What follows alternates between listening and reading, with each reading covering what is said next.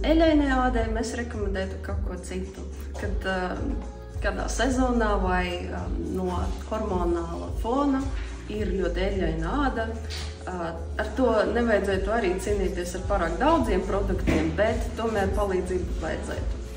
Piemēram, no Farmstay šāds puru skrubis. Tu varētu izmantot kādu reizi nedēļā. Tas ir ar skābēm, ar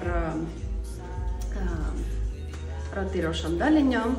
Izmantojot to, jūs varētu neļaut jaunām pinnēm veidoties no aizprostotām porām. Tad citās reizes nedēļā jūs varētu lietot šitādu serumu. Tas satur niacinamīdu, glikomīzes ekstraktu un lazdu raganas arī ekstraktu. Un tas viss ir tēmēts uz to, lai balansētu ādu un arī palīdzētu ar pigmentācijas veidošanas, lai no pinnēm nepaliktu tās tumšās pēdas ādas.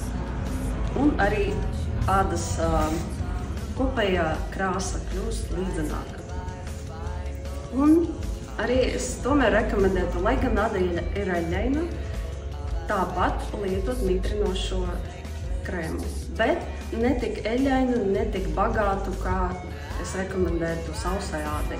Varbūt vislabāk kaut kādu krēmu, kas ir ar gēla tekstūru.